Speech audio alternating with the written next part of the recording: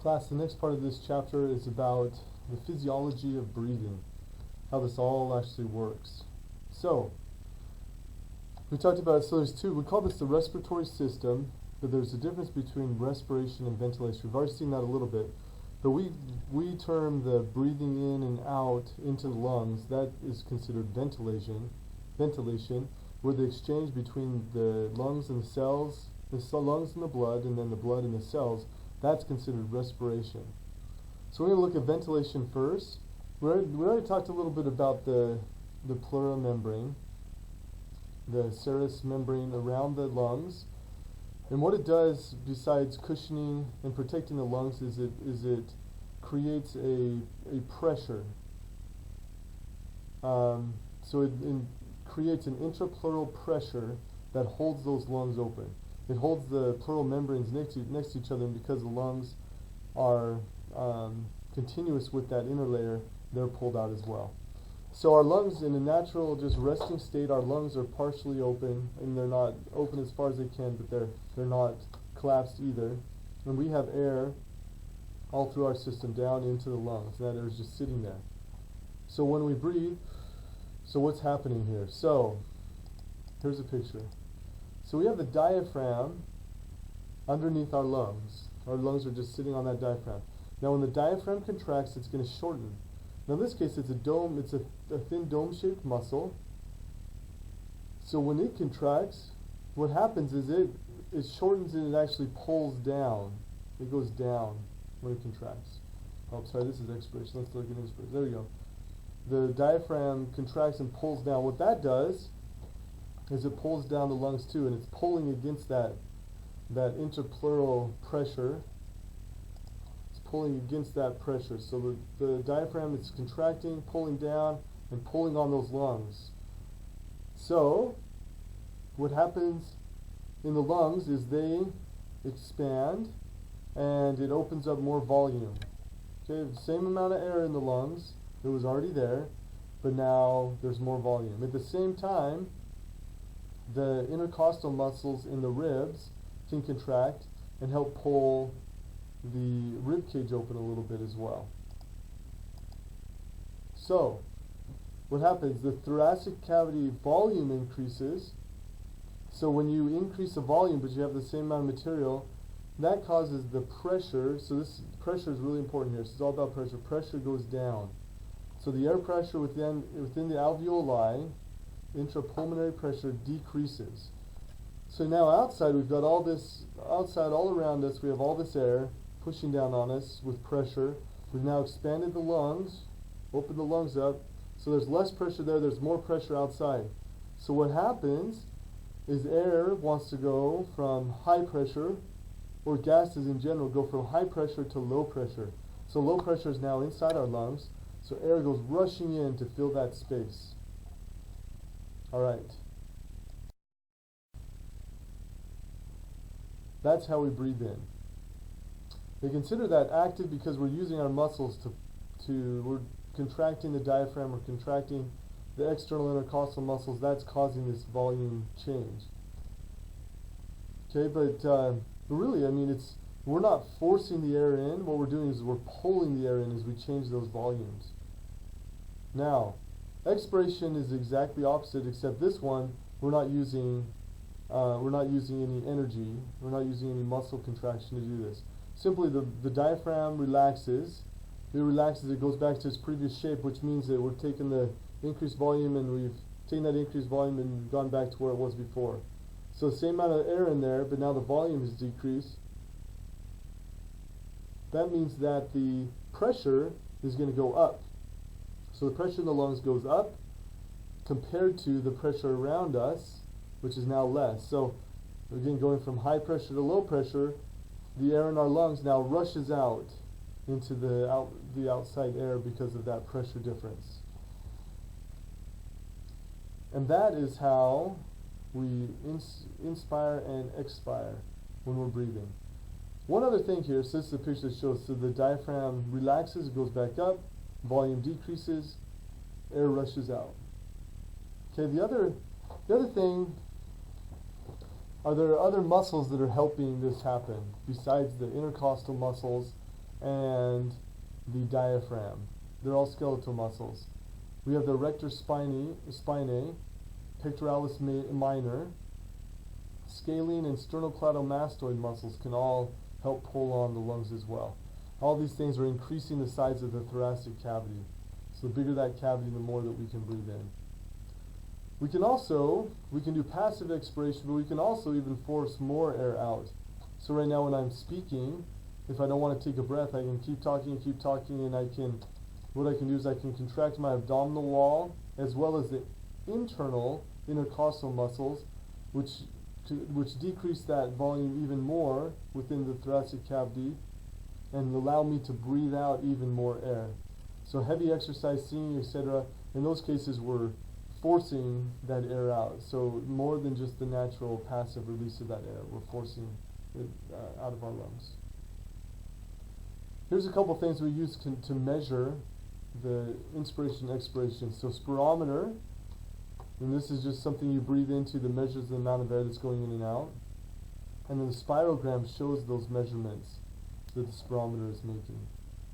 So let's look at this. Actually, I want to look at the graph here. Let's look at the graph. So when we're breathing, how much air can our lungs hold?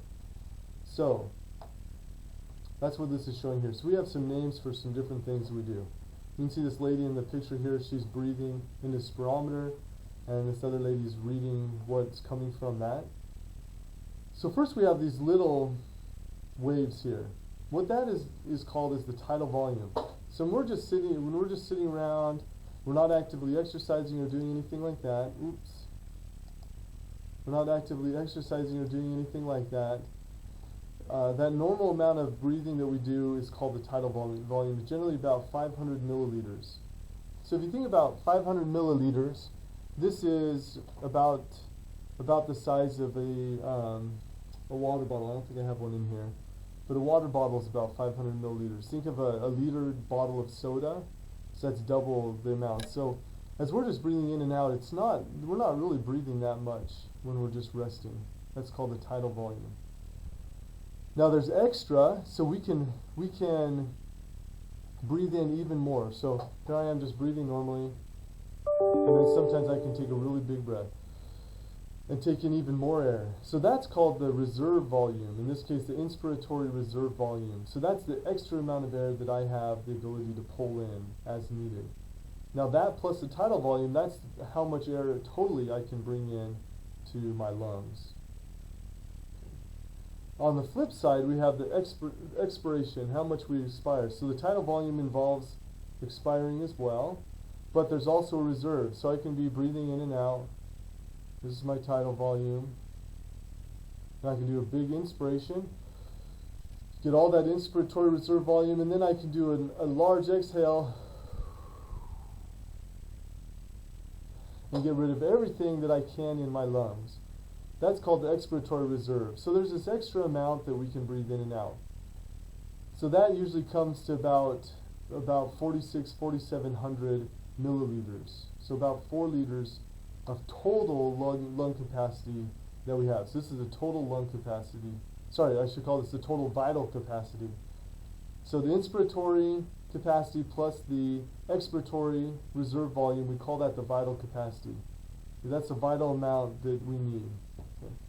Now, however, even when we're breathing in and out, even when I breathe as much as I can out, my lungs haven't collapsed, so there's still some space in there, and that space is full of air. We call that the residual volume. So when we're breathing in and out, there's always going to be some air that's left in our lungs and in our airways. That's the residual volume. So if you add that into the total lung capacity, we get somewhere around 5,800 milliliters total in our lung capacity. But that residual volume, we don't ever breathe it out. So we never use our total lung capacity. About 1,200 of it is just always just kind of sitting there. And then the rest of that is going to be the vital capacity.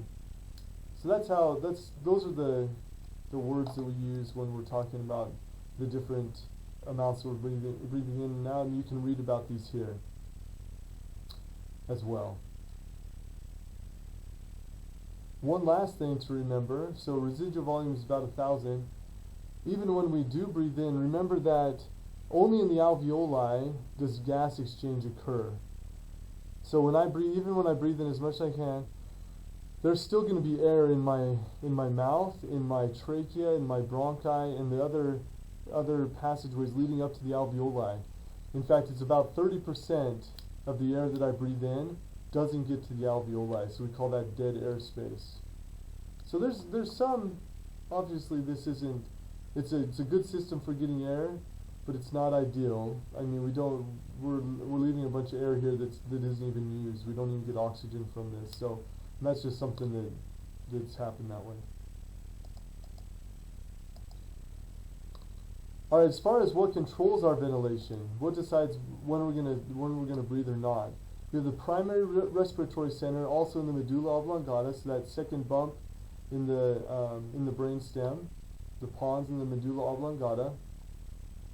There's a phrenic nerve that comes from there and stimulates the diaphragm. And then also the intercostal nerves, which go to the external intercostal muscles. Our breathing control comes from the medulla oblongata. The breathing rhythm is determined by the pons. So we start breathing faster or breathing slower. That's controlled by the pons. You can see here, so here you can see the brain and the spinal cord. See the nerves coming from this. Here's the pons here. Here's the medulla oblongata with the respiratory system center. Intercostal nerves and the intercostal muscles that they stimulate, and then the phrenic nerve, which comes down and stimulates the diaphragm. Okay, and then finally, some other things that influence the nervous input. So our brain can affect our breathing rate and the depth. Cerebral cortex, limbic system, hypothalamus, and other brain centers have an effect. Hypernia is higher than normal breathing rate, and then Herring-Brewer reflex prevents the overinflation of the lungs. The other thing that we use to control ventilation is chemicals. And the most important chemical in deciding when we breathe or not is actually CO2. It's not oxygen, it's the levels of CO2 in our blood, which is kind of an interesting thing. So as the CO2 is starting to build up, that triggers the respiratory center and says, oh, we need to take a breath. There are also some receptors that are measuring O2 levels as well. So O2 levels are important, don't get me wrong. And if they get too low, then that's kind of a secondary way of stimulating breathing. But CO2, that's the most important. So wherever your CO2 is, wherever, let's see, those CO2 levels in the blood are affecting how we breathe. Alright, and that's where we're going to leave this section.